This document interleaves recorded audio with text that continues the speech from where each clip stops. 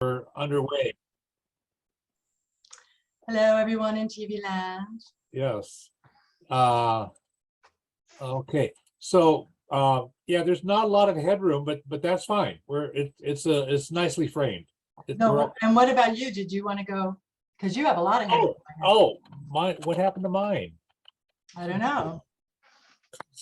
I wasn't even looking at mine. There it is. Now your headroom's better, Glenn. Yeah, I must have bumped the camera. Okay, let's begin. We're actually underway here.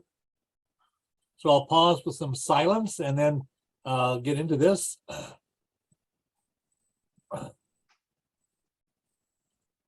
Welcome to this month's interview on Glen's Parallax Perspectives TV series. A savvy guest and I will help you take bold, positive actions on issues that you care about. The American people know that serious problems exist. Public opinion polls keep showing that increasing majorities of people are saying that our nation is on the wrong track. So what do we do about it? Take small steps only or solve the big problems? This month's TV interview is positive, upbeat, creative, and encouraging. Besides working to stop what we oppose, what if we also worked equally hard to accomplish what we want instead? So we have a savvy guest who will help us explore this topic. I'm delighted that Melanie Bennett is the perfect guest to discuss today's topic.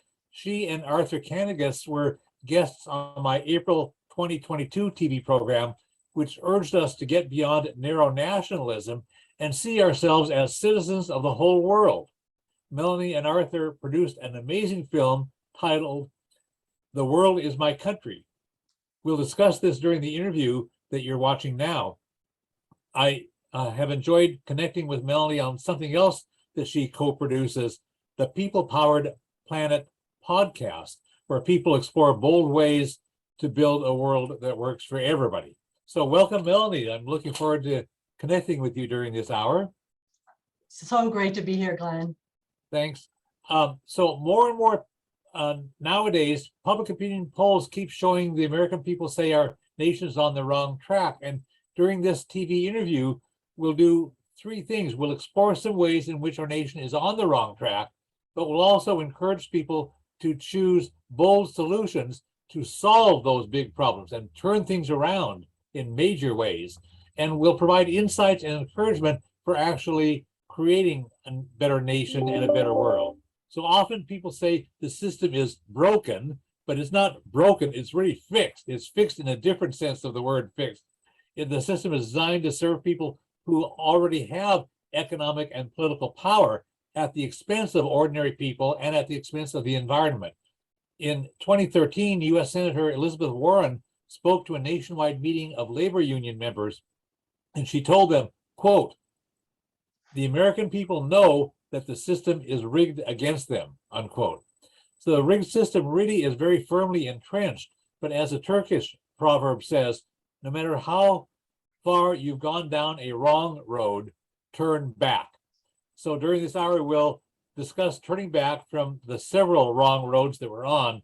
Melanie, how do you think and feel about that assessment? Do you see that context, or what could you add to this?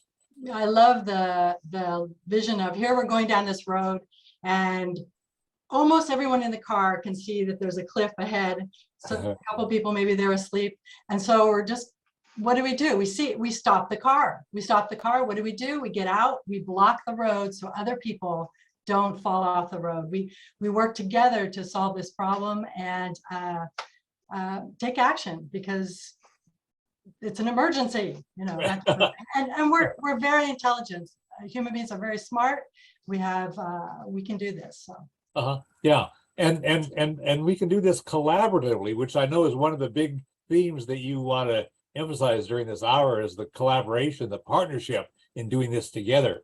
So I want to read a short quotation, and then that I think summarizes our situation nowadays. Here's the quotation, and then I'll tell you who said it and when. "The dogmas of the quiet past are inadequate to the stormy present. The occasion is piled high with difficulty, and we must rise with the occasion. As our case is new, so we must think anew and act anew. We must disenthrall ourselves, and then we shall save our country. So that's a quotation. It sounds like our current crisis, but actually that statement was a century and a half old. This is what Abraham Lincoln said as president on December 1, 1862 in a State of the Union address. So the crisis that we're in now is not the first time we've been in a crisis.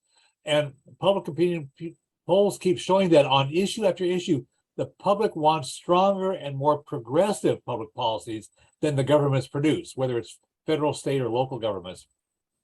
The public really does want to protect the environment and the climate vigorously, but governments either do nothing or they take only minor, timid steps. The public wants to cut the military budget and use the savings to meet human needs, but Congress keeps failing to do that. Congress keeps adding more to the military budget and making human needs even suffer further. The public wants to get big money out of political election campaigns, but governments keep refusing to do that.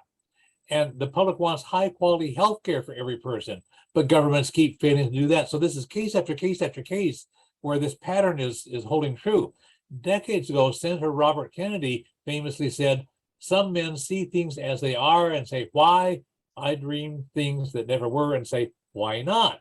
And I also like what David Graeber said. He said, "The ultimate hidden truth of the world is that it is something that we make and could just as easily make differently." So these problems seem huge, and they are huge, but we actually can turn things around. And I'm glad that we'll be talking about that. It's obvious that these problems exist, but nearly all incumbents in both of the big political parties fail to take strong, effective actions. Voters must replace all of the do-nothing incumbents, as well as the incumbents that are making things actively worse. But a lot of incumbents just fail to do what needs to be done. And I agree with what one of the guests on my TV program said quite a number of years ago, that only 5% of democracy is about voting, but 95% of democracy is about grassroots organizing to actually change the realities. The public really does want bold, humane changes. Elections will not produce them.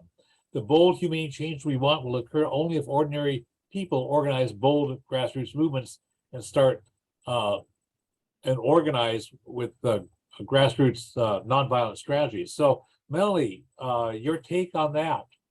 Yes, there's a lot of work to be done. The will of the people is well acknowledged, but nothing's being done. So we do have the capacity. We can do this. As Helen Keller said, and I'll quote her, "Optimism is the faith that leads to achievement." So yeah. It's so important that we know we can do this first. Yeah, we have I have some good quotations about hope that I'll post to my blog. And my understanding of hope is not a statistical probability that things will get better, but it's a realization that we can make things better. The option is there, and we have to act upon that. So that's what hope is about. And that optimism quote from Helen Keller is crucial to understand this. So I'm glad you mentioned that. When we were talking on the phone to prepare for this interview, Melanie, you told me that the system and the culture impose limitations and excuses, and we need to reject those and boldly move ahead. Some people want to avoid the hard realities. And could you give a couple of examples briefly about systemic or cultural problems that trap us and the alternatives that can free us? And we'll discuss some of these later in the program, but could you just stake out a bit of territory now? Well, I would like to, of course, we're going to talk about this later, but being in the domination system is almost pre-recorded what's going to happen, because you can't even make a good decision. You're forced to make a bad decision for the world and maybe even for yourself. So I'd like to say that I've always said that before I make a decision, I think, is this good for the world or bad for the world? So each person has the capacity to change things. I don't know, it seems that sometimes people think, well, okay, I'm one individual, I can't do anything, and that's not the case. And I'll share some examples later. So. Yeah, it's like I'm only one person, but next to me, there's another person, and next to me is another person. And if we get all of us together, we're a huge majority. Exactly. I believe, and I know you believe also, the majority of people want to make these bold changes that we'll be talking about during the program. And so, numbers are on our side. Yes. But nowadays, however, a great many people feel powerless. Many people feel powerless compared to the big businesses and the government. Many employees feel powerless on their jobs. Some men try to compensate for feeling powerless by trying to control their wives or trying to control their children. And some men try to compensate for their feelings of powerless by buying a big truck so they can tower over all the small vehicles on the road, or buy guns. And a lot of people vote for right-wing politicians who will keep women and people of color in subservient roles. So people react in bad ways to feeling powerless. We need to understand why people feel powerless and deal with those root causes. And I believe that people vent their frustrations and their feelings of powerless in ways that cause society to suffer. So we need to fix systemically, and that's what we're talking about. Can you help us in any other ways to understand these feelings of powerless and how we can empower ourselves and other people in our society to solve problems instead of making problems worse? Yes, I think people feel they don't have a voice. It's a frustration. It's then you lash out. You're doing what you can to make your point or influence. I think an important thing is respect. Respect for each other and respect for ourselves is going to help us with that.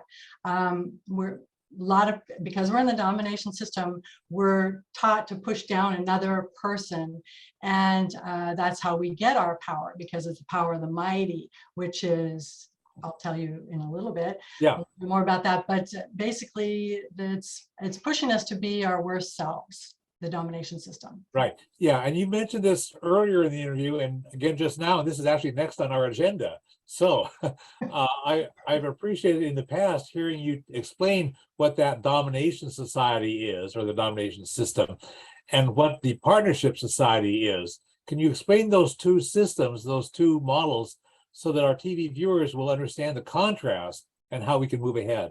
Melanie. I love explaining this. Because I just learned this myself. This was a book put out in 1987 by Dr. Rian Eisler. I read the book. Yes, world-changing. She is a systems scientist, historian, and futurist. She's just full of knowledge, and she's doing great work right now as we speak. And basically, we're talking about the road we were going down. Turns out there's an ancient road that's been traveled so many times that is so much better as a system. It's not perfect. It's not a utopia. There's certainly still some violence and things like that. But here's the difference. So it's on a social scale. Just picture a scale. You have one side, the domination hierarchy. It's very in and out groups. So here's the in groups are at the top, and the out groups are the rest of us. It's based on violence and war and pushing people down, keeping people down. It takes a lot of energy. It's very it's not an efficient system, because you have to pay attention to keeping these people down and not flourishing, and you have less creativity. Whereas on the other side, which is partnership, again, not a utopia. However, there is a system where for example, you're in a company and the respect goes both ways. The accountability goes both ways. So the power goes both ways. So what does a person who is the manager in that type of organization like? They're trying to get the people who are working there to flourish, human flourishing. And one of our guests, Rosie von Lila, speaks about human flourishing, which is critical. So you don't step on other people and feel like you have to lash out. So this whole system, and you can learn so much about it by just reading The Chalice and the Blade, which came out so long ago. I hadn't heard about it, but now that I've read it, it has opened my eyes to the possibility. It makes me feel good that, in fact, they're finding more and more evidence in antiquity where they've uncovered archaeological digs, for example, in Turkey and Crete with the Minoan society of these societies, whereas the houses were, there's no differentiation in houses. There wasn't the people buried with weapons and things like that. There wasn't evidence of war. But these were, people are like, well, those were early. No, these are highly sophisticated societies with a language we haven't even been able to comprehend. It's called Linear A. So this is exciting news for people who feel like, oh my gosh, we're stuck, we're going just this way. Oh, back to you, Glen. Yeah. and it's egalitarian in a number of ways. Women are valued as people, and women could be leaders, and women are not just to be used and oppressed, but there was no, among the whole population. Everybody's in on it. Yeah, people didn't even think of that. It was just, you're important, we all have different jobs we have to do, and we'll survive better together. Yeah. And so it wasn't even a question of that. And then there's lots of evidence of valuing birth and creation and life and nature and all this part of the ecosystem that we need to live in, and we need to learn to live in, which we're not doing now. So. Right. And I want to again mention the title of that book and the author. I read the book quite a number of years ago because a friend recommended it, and I read it and wow, this is really as good as what she was telling me it was. And the title of the book is The Chalice and the Blade. Chalice is CHALICE, and the Blade. The author is Riane Eisler, RIANE, last name EISLER, and her website is her name, RIANEEISLER.com. So check out. And the Center for Partnership, that's another place you can go. And she's on YouTube, she's on interviews everywhere. Yeah, I was pleased to see recent stuff that she's been doing. Even though she had written the book years ago, she's still active. Yeah, and by the way, she was on our podcast. It was such an honor. I was so pleased. And we have another person talking about partnership, Rosie Von Lila, who I recommend you watch that too. Okay, I want to lay out another angle here about one of the main themes here of today's program is about, instead of settling for timid incrementalism, let's really set truly bold goals that'll be sustainable and just and fair, and work toward those bold goals instead of settling for timid things. I want to just lay out the case here for this, and then I'll ask you for your insights about that. So the problems that we have, whether it's environmental damage, climate disruption, war as a system, and so forth, are gigantic problems, and so they require gigantic solutions. And these solutions then have to be very bold, because a timid solution is not enough for a gigantic problem. In the United States, liberals keep asking what is politically feasible. And so they ask for small changes based on the current mindset of American politics and American political ideology. They ask for small, politically feasible incremental steps that maybe they hope the giant political and economic powers will allow us to move in these small ways. But in Latin America, for a long time, people have been demanding bold reforms, and they've been agitating boldly. In the United States, our modest reforms are watered down and deferred. And I believe we want real progress. We have to be more assertive, like the Latin Americans are. Say, no, here's the bold goal that we really want, and we're going to agitate. And we need to agitate nonviolently, of course, to get there. So instead of limiting ourselves to what the elites tell us is politically feasible, we need to change our vision about what's politically feasible. We actually need to move the goalposts. Say, let's go way out here and do this. So you seem to agree with this. When we were talking on the phone to prepare for the interview, your thinking was similar. Can you share insights of your own about this? Well, definitely when there is an emergency, we have to take action and we do better together. So what is the emergency? What is priority number one? It's the nuclear weapon problem. In my view, that we take care of that right away, nip it in the bud. We have a bold action going on.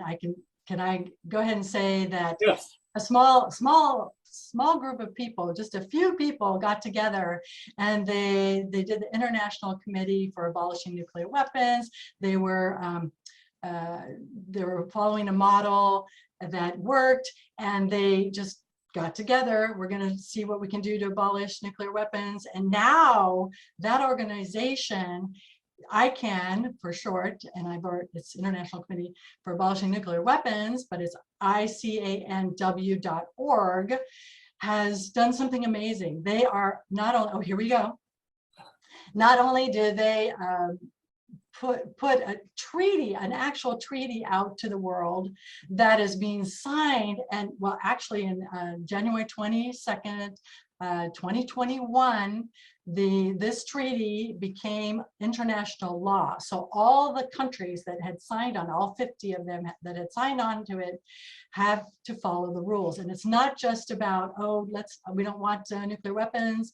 It's about, you will not have or help or assist or transport nothing, nada in your country. So there's a quick little story, side note, that I was talking to a gentleman who was part of the, actually working for one of the 27 companies that are actually making the nuclear parts for these nuclear weapons, Lockheed Martin. I told him that, listen, if you were working for Lockheed Martin in Mexico or in Cuba, those are two countries of the 68 countries that have signed this treaty, you would, they have decided, I'm sorry, ratified. So in other words, they're following all the rules in it. And if you were working in Mexico or Cuba or any of these other countries that have ratified the TPNW, you could be arrested. You could be fined because you're doing something illegal. It's amazing. The circle is closing on these companies. And just a side note, GE was changed back in the 80s, was working on nuclear weapons, and people said no. So they stopped. Right, I remember that. There's a big nonviolent action at a General Electric manufacturing plant in Pennsylvania where they were making nuclear, well, it was the missiles, cruise missiles or something of that sort. And there was a big protest, and we got a movement going, and people worldwide were starting to boycott General Electric because they were making nuclear weapons. Exactly. And General Electric thought, holy crap, this is going to cost us a lot of money. We'd be better off ditching that product rather than lose all these billions of dollars of revenue. So and the new one, yeah, see, and the new one is Honeywell. Yeah, the new one is Honeywell. You want to stop that. And then bold action, just to continue, just to finish. So, okay, these are the countries signing on, and people are like, I'm only one person. No, gather together more people. So we have on our website, you can endorse and honor the TPNW because you sign the declaration that we have there. And then can I go say what you're doing? Okay, so what you're doing is you are actually finding out first if you are actually giving money to nuclear weapons, if you are actually funding with your own money nuclear weapons. And if you go to our website, theworldismycountry.com, and then you'll see take action. You'll see it right there at the top that you go to this website, don't bank on the bomb, which is with ICAN, or weapons free funds, and you'll find out whether your mutual funds, the funds that you have, the funds that your retirement fund is in, or you find out if your bank, what they're doing and how much they're spending on nuclear weapons. And we can focus beeline on this particular issue. I think everyone would agree. The fact is right now, we are, people want to hide from it. And we're thinking, oh, it was taken care of back in the 80s, but now it's resurged. We have so many so much money going towards nuclear weapons, and it's ridiculous. So I think once people become aware, but not to be afraid, not afraid, but willing to do something about it. We all can do something to Get off this road, get off this road. And we'll talk about the treaty and the prohibition of nuclear weapons again a few minutes from now. It shows up again on the agenda. But I want to mention one of the things that makes it powerful is that they have so many very bold verbs. There's a whole lot of active verbs. You can't produce it, you can't research it, you can't transfer it, you can't hold on to them in your country, you can't do this or this or this or this or this. Lots of verbs. And when they developed the treaty on the prohibition of nuclear weapons, they based it upon the treaty that bans chemical weapons that has been overwhelmingly successful, and they pulled a lot of those verbs and copied them into this treaty. But we'll cover this a bit further in a moment. I want to lift up another bold example that you mentioned to me on the phone when we were talking about preparing for the program. A week ago, you told me that a great example of boldness is the Universal Declaration of Human Rights. And of course, Eleanor Roosevelt was a great champion promoting the Universal Declaration of Human Rights. And the United Nations General Assembly adopted them in 1948. So these are really worldwide. And you told me on the phone that people need to know what these rights are and to exercise them, including when they're being challenged by people who have official power, right? We need to protect them from the bottom up. And can you tell our viewers something about the Universal Declaration of Human Rights? Well, you can find what the articles are. There's 30 articles. You can look them up, and then you can read through them, and it's a lot. But I think it's important to know the gist of it. So I asked my friend to play on his piano Joy to the World, and kind of made lyrics so you can actually know, like, you are born free, entitled to rights, life, liberty, and security. I don't know if you want to, anyway, so you get this kind of ditty in your head, and I'm hoping there's a songwriter out there can really do some rap or something, because a lot of people know rap easily and they can repeat it, but to know these rights is so critical. How phenomenal to put in your head that we're all human beings. We all have these rights. You're born free, entitled to these rights. So I think it's so important that people at least know about the Declaration of Human Rights. And our star in our movie had something to do with getting it passed, because there was a block in agreeing with the nations, and then Gary had 20,000 people in the Velodrome d'Hiver in Paris, and the kind of influenced getting it going. But so many people worked so hard on that. The Declaration of Human Rights is an amazing document. Right, and Melanie sent me the link to that 93-second musical piece where on the screen the rights show up in words. And it's like a very impressive list, and in 93 seconds, we didn't have time to put it into this program, but I'll provide the link on my blog. And just a fun way to learn it. It's quick. 93 seconds is all it takes. So the video that we're producing now for this TV interview, I will post to my blog, and along with that, I'll be posting a lot of supplemental material that we don't have time to get into during this hour, and I'll tell you more about that later. I want to lift up another bold thing. We live in this world, this domination system, where war is an inherent part of it. It's violence from people who have political and economic power dumping on everybody else. And it's been said that truth is the first casualty of war, but it's also true that almost all the other victims of war, casualties, are innocent people. So it's a real abusive system. And a major issue that really needs bold, humane progress, the theme of our TV interview here, is for American people to change how our government interacts with other nations. During most of our nation's history, we had relatively few wars. In 1947, our government changed the name of the Department of War to the Department of Defense. And defense has been a euphemism that's allowed the government to conduct many wars all over the world, dozens all over the world since 1947, and we've been pretty much at war ever since then, and often multiple wars at the same time. The Constitution says that we can't go to war unless Congress actually declares the war. But the last time Congress actually declared a war was 3/4 of a century ago in 1941 for World War II. And since 1947, Congress has abdicated its constitutional responsibility and allowed presidents to start and conduct wars all over the world. Congress doesn't declare wars, but they keep funding them. They keep passing budgets for more and more and more and more wars. So Congress is in cahoots with presidents in that abusive domination system. Millions of Americans want to demilitarize our foreign policy and replace the war system with honest diplomacy so that we can solve problems internationally without using violence. Powerful forces, big business, and especially the ones that manufacture nuclear weapons, fund the election campaigns for presidents and Congress members.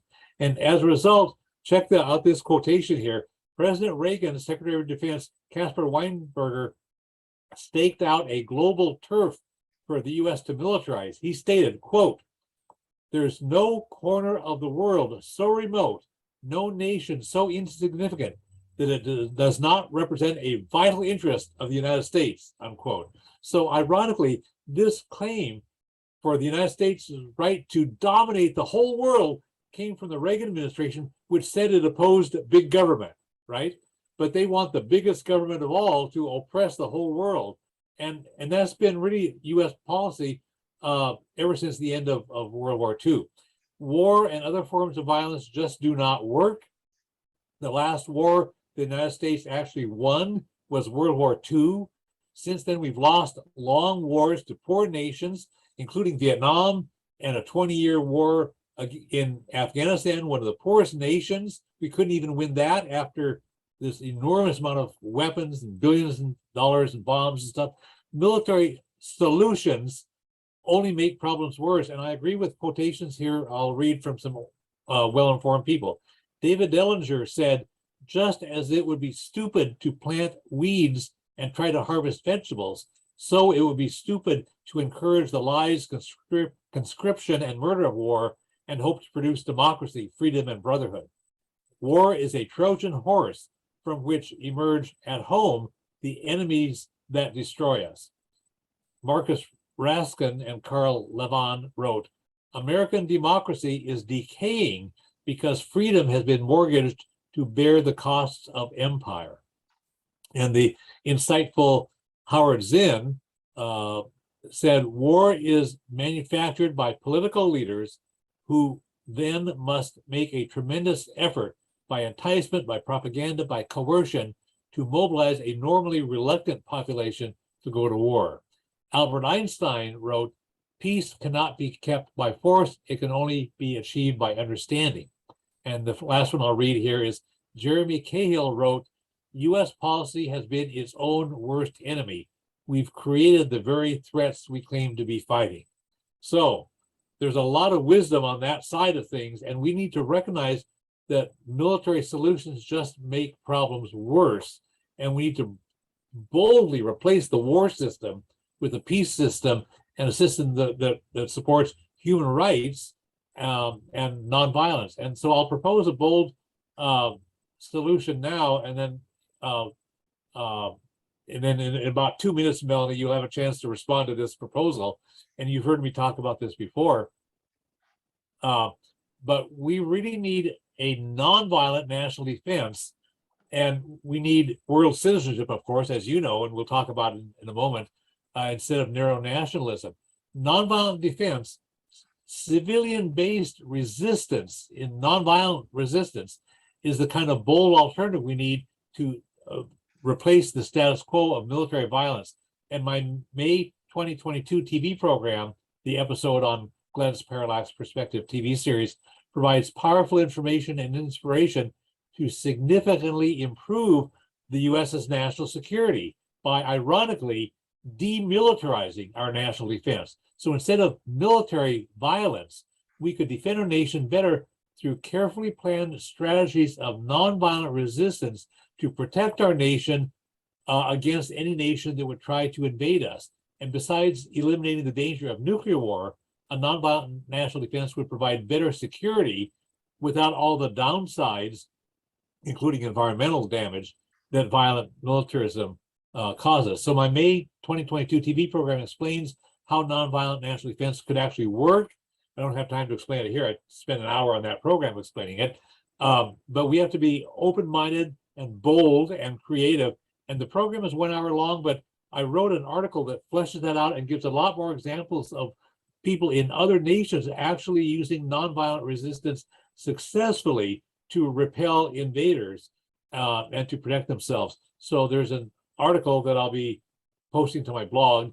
The blog post about nonviolent national defense includes the link to the TV video and also the link to the article about this. And it's on my blog, parallaxperspectives.org. I think I can post that put it up on the share screen so you can see where that, if you visit the blog, and Parallax has 1 R and 2 L's, parallaxperspectives.org, then you can click the TV programs part and you'll see the program that Melanie was on earlier this year about world citizenship. You'll see this about nonviolent national defense and lots of other good stuff there besides the issue categories. So anyway, that's my rant on this. Do you have a response to this, Melanie? I'll be doing this for your program in January. January 11th. Yeah, we'll do that. Go ahead. Come see Glen Anderson on the People Powered Planet podcast, and it's at 10 o'clock Pacific, 5 UTC. So yes, that's very exciting. And then I wanted to respond by saying thank you for doing that. Yes, we need nonviolence. We need people to know the power and how much more powerful nonviolence is compared to a violent reaction. And as they say, if you're trying to be on the same level playing field. So this government, whichever government, has built up all these weapons and things like that, and you're trying to do on the same. No, you have to do a different method, and we also had George Lakey, and you recommended the Gene Sharp book From Dictatorship to Democracy, which is phenomenal. All these, and your work doing that, it's just great. The more people that know about that, the better. We're taught violence. That's how the child is doing something wrong, just hit them and they'll realize that's wrong. Yeah. What you're doing is you're teaching the kid that violence is the way to do things, and it's the wrong message. I just checked our time. We're tight on time here. The next thing on our agenda is world citizenship, which is a hot issue, and you got the poster behind you. Could you cover that in like 2 minutes? Yes, 2 minutes. Just and I'll put the website up on the screen. Yes. Okay, a lot of great information at the website Glen's putting up on the screen. Definitely recommend watching our movie so you can really understand viscerally exactly what we're talking about and how it came about and the history of world citizenship. But this amazing, dynamic, courageous, brave, bold man named Gary Davis, Garry Davis, took bold action because he saw what he did during the war. He bombed Brandenburg, these people. He didn't know how many people he killed. So how devastating. A lot of soldiers come back realizing what the war means, what you're talking about. What are you asking people to do when you tell them to go to war? And it's a horror. It's just a horror. And so he said, I'm not going to do this. I'm going to give up. I love the United States, but I'm going to give up my precious document, my passport, and become a citizen of the world. So dynamic, incredible story about how that came about and how he was motivated to do that, and how we can all be motivated to take bold action. And so watch the movie. Also go to our website, find out how you can take actions, different things. But it's the idea, what is world citizenship? You can be a citizen of your city, your county, your state, your country, and also you can be a citizen of the world. What does that mean? It means you're taking more of a love for the planet. You're thinking ahead. You're thinking of the future generations. You're thinking, oh my gosh, if we destroy the air over here, it's going to destroy the air over there. If we bomb, we set off these nuclear bombs, we're destroying, they're suicide machines that we're allowing to exist because we're not sure how to get rid of them. Well, you can stop them. You can help stop them for sure. Yeah. So anyways, how much time do I have? That's about it. Oh, that's it, okay. Because our next, you actually have introduced the next topic, which we talked about already a fair amount, the Treaty on the Prohibition of Nuclear Weapons. This is another bold remedy, just like world citizenship is a bold remedy. Abolishing nuclear weapons is a bold remedy, and we support the incremental steps that are useful. We can take our weapons off of the hair trigger alert. We can declare no first use as a policy. And the United States has always had a policy of saying we reserve the right to begin a nuclear war. No president has ever refused the option of being able to start a nuclear war. Congress keeps refusing to pass legislation to prohibit first use. So there are some incremental steps we can take, but the real remedy is to abolish them. And we've talked a fair amount already on the Treaty on the Prohibition of Nuclear Weapons. I want to give a bit more information about this. In May 1946, the brilliant physicist Albert Einstein warned us. He said, "The unleashed power of the atom has changed everything except our thinking. Thus, we are drifting toward catastrophe beyond conception. We shall require a substantially new manner of thinking if mankind is to survive." And that's what we're about here. And the bold solution we need then is to abolish nuclear weapons. And both of us have been working on to support the Treaty on the Prohibition of Nuclear Weapons. That's one of the things we've been working on here at the Olympia Coalition to abolish nuclear weapons in Olympia, Washington, and our statewide Nuclear Weapons Coalition, and lots of other stuff. Fortunately, the nations of the world, not the 9 nations that have nuclear weapons, but lots of other nations are already on track to push that. In July 2017, a huge majority of the United Nations General Assembly, it was 122 out of the 193 nations, passed the Treaty on the Prohibition of Nuclear Weapons. And so then it went out to the nations of the world for ratification. And as of now, we're taping this in October 11th of 2022. As of today, 68 nations have ratified it, which means they are bringing that treaty in and applying it to their own laws. So their own laws are having to be changed in order to accommodate the very, very strict requirements of the treaty with lots of active verbs in it. And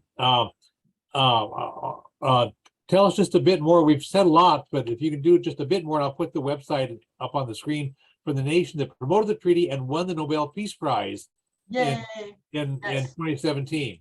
Yes, and the executive director, Beatrice Finn, there was a panel discussion when all the parties got together, the first party meeting of all the countries. There were 66 at that time, but now there's 68. So everybody was, okay, what do you do about people talking, well, we need nuclear weapons because it's a deterrent. And she said, and I thought this was brilliant, she said, do you trust each of the 9 men that have these nuclear, send them off. We've had so many mistakes. There was the man who saved the world, Lieutenant Colonel Petrov of the Russian Air Force, was credited with saving the world. There's so many incidents, I don't know if you know the story real quick. Missiles were coming in. It turns out those missiles were the cloud, reflection off this cloud, an atmospheric thing, but their computers picked them up as missiles coming to Russia to destroy Russia. And so his quick thinking saved the world by not alerting his superior, who would have actually retaliated to this false alarm. So all sorts of danger out there, and the more we keep these going, and the more possibilities there are. So we need to take action. It's just a simple thing. Yeah. Stop the car. Yeah. Get out. Okay. Okay, thanks. We are tight on time, so I'm going to be more brief than I had wanted to be in the next few things that I want to say. But one is the environment is in serious problem. The climate keeps getting worse and worse and worse, and the global nations get together and they have these COP global climate summits, and they talk and they don't take meaningful actions. And this happens over and over and over and over again. Now we're up to the 27th one coming up very soon. It'll be in Egypt. And I mean, they need to take action, and they keep failing. And the fossil fuel companies are very well represented there, and they lobby the hell out of these nations. And a lot of nations, including the United States, have blocked meaningful action. So it goes on and on and on. But the Dalai Lama said, because we all share this small planet Earth, we have to learn to live in harmony and peace with each other and with nature. This is not a dream, but a necessity. And Wendell Berry said, whether we and our politicians know it or not, nature is a party to all of our deals and decisions, and she has more votes, a longer memory, and a sterner sense of justice than we do. And I've got quotations from a couple other people who say we have to recognize the sacredness of Mother Earth and ecosystems and stuff. So we need very strong environmental laws and policies, and we need to transition rapidly away from fossil fuels. Joe Biden campaigned for president with promises to take care of the climate. Instead, he is vigorously promoting more oil drilling and more exports of crude oil from the United States and stuff. They're all going in the wrong direction. One of the bold things that we can do is recognize legal rights for nature, which several nations in Latin America have done. They've written it into their constitution. What happens is you have some environmental problem, and people will sue the government or sue a company for some horrible abuse of the environment, and your case gets thrown out of court because you're only a person, you don't have legal standing. And so these constitutions in some Latin American countries say that ecosystems have legal standing. They can sue the companies or the government.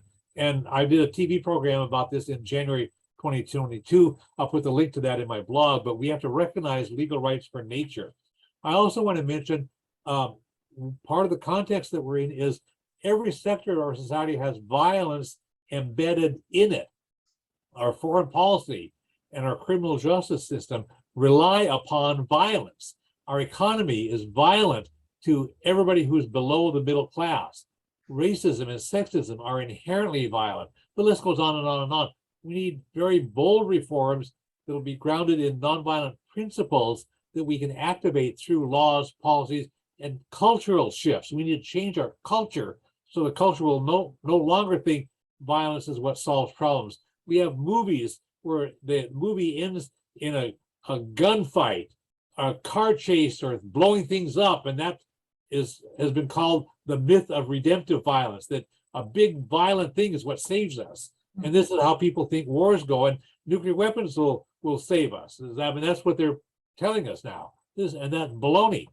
And so we need to have very bold reforms, and we need to think creatively and organize from the grassroots up, because all the top-down people, the corporations and the politicians and all that top-down stuff supports violence. And if we're going to have a nonviolent society, we got to create it from the bottom up and replace all that culture, replace that mindset, and have a truly nonviolent foreign policy. Wouldn't it be fun to figure out what a truly nonviolent foreign policy would look like? What would a truly nonviolent economy look like? How would that differ from what we have now? How would a truly nonviolent criminal justice system be different? And so I've got some quotations I'll post to my blog. We don't have time for them now, but it's powerful that nonviolence is the remedy for the problems that we have. And I want to also debunk the myths that are holding us back. There are a lot of people who say, oh, human nature means we always have to have violence. Oh, as a white person, I'm really entitled to be dominant over people who are not as white as I am. And as a man, I'm entitled to dominate women's decisions about their health and so forth. I mean, this is baloney, but this is so much entrenched that our systems, our culture runs on it. We need to flip all that stuff upside down. Corrupt systems refuse to change. The status quo is so entrenched that it keeps holding us back, and our culture, including powerful political and economic interests, keep promoting myths that trap us in this dysfunctional status quo. Herbert Marcuse wrote, the success of the system is to make unthinkable the possibility of alternatives. So what we need to do is recognize these bold alternatives and make them thinkable, make them, sure, we can have nonviolent national defense. Sure, we can have a partnership society. Sure, we can abolish nuclear weapons through a treaty. We can have universal human rights, and on and on and on. We need to recognize and debunk the commonplace baloney that keeps us trapped in unjust political and economic systems. We need to change our culture in a variety of ways to remove the roadblocks so we can boldly and nonviolently solve the problems. Howard Zinn wrote, democracy is not what governments do, it's what people do. And I mentioned earlier that a guest on my TV program long ago said only 5% of democracy is about voting, 95% of democracy is about grassroots organizing. And here in this country, we think democracy means exactly 2 political parties, no more than that. Other nations have much better voter turnout because they have a lot better choices. We have lots of parties, and they'll have proportional representation. So their national parliament will include, if you have 5% of the voters chose Green Party, 5% of your national parliament is Green Party, and and so forth. And you get a better discussion of issues and better and wiser decisions. A lot of other nations have much smarter public policies than we have, much more egalitarian, much more fair, better health systems. Our system is trapped by the insurance companies and big pharma that make the United States have very low rankings in the nation's health. We're dozens of ways down the list on health outcomes. So that's my rant on this. Melanie, can you share some of your thinking about debunking the baloney and moving forward to bold solutions instead of those impediments? Right. So first of all, I think it's important to think in a global sense. I mean, like you said, this country has this better. There's what country should we invade next? Michael Moore's movie. Where he actually went to different countries, yeah. And this one is actually better. You go here to Cuba, the healthcare is better.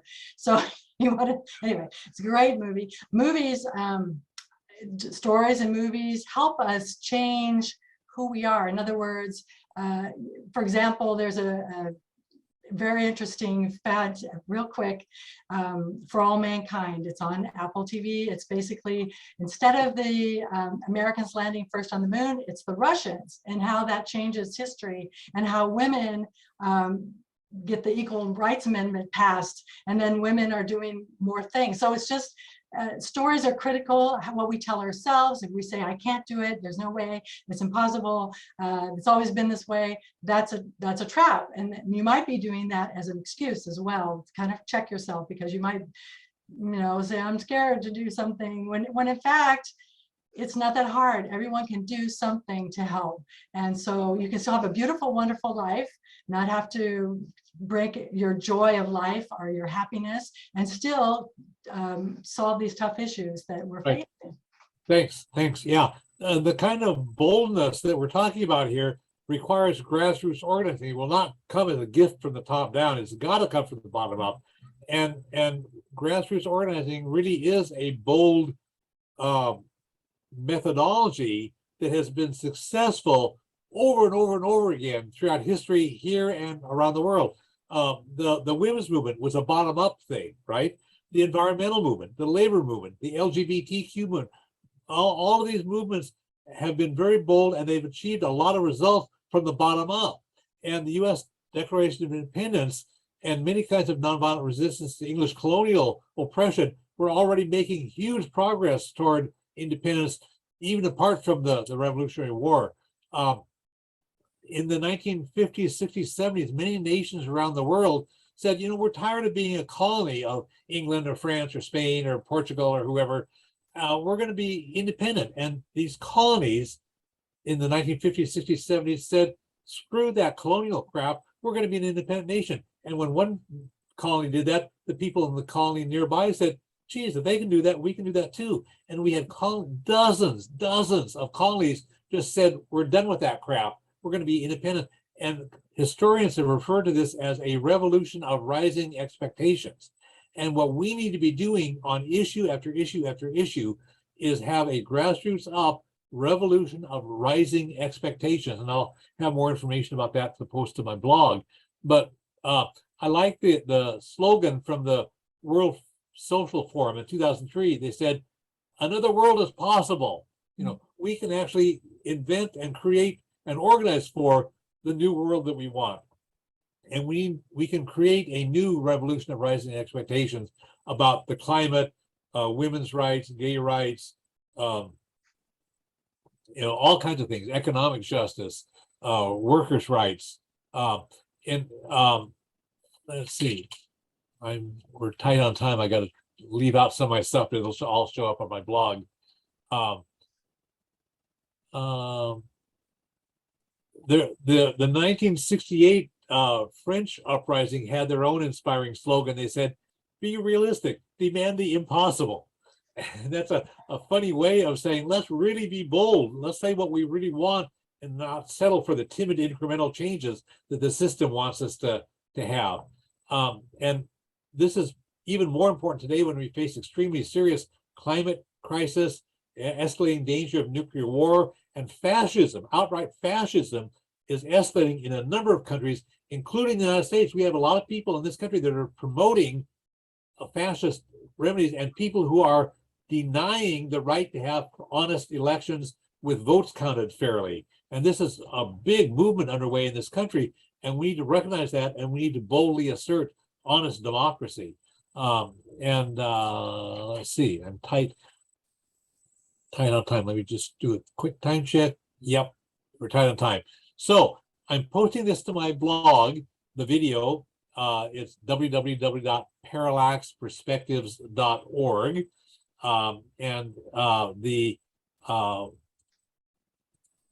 You can click the TV programs category at that blog, and then click the title of this episode, Choose a Bold, Humane Future. And then you and your friends can watch this at any time, long into the future, and from anywhere, even though the TV program will appear only in Thurston County, Washington during the month of November 2022. But that same blog link lets you read the thorough summary or watch the video. I'm also going to be posting to that same blog link a listing of quotations about the topics we're discussing here, and a lot of materials that we've not yet had. The TV programs at the TV programs part of the blog also include Melanie's program about world citizenship, one that I did earlier this year about nonviolent national defense, and another one I did early this year about legal rights for nature. And I want to also remind people to connect with Melanie's group, the Efforts for World Citizenship. There, you can watch the movie through that link and find out more and do other kinds of things. So I want to thank Melanie Bennett for sharing her wise insights and her encouragement. Thank the people who've been watching the interview. And we've got so many serious problems, so many systems are broken that it's easy for people to feel hopeless and powerless and cynical, but that would prevent us from taking the actions that we need to take. So I urge people to recognize we can indeed solve the problems, and we can indeed choose a bold, humane future. Exactly. So you can get information about a wide variety of issues related to peace, social justice, and nonviolence through my blog, parallaxperspectives.org. You can phone me at 360-491-9093. We are all one human family. We all share one planet, and we can create a better world, but we all have to work at it. And the world needs what you have to offer. Thanks so much. Thank you, Glenn. Wow. That was great. Thank you so much. Thanks, Melanie.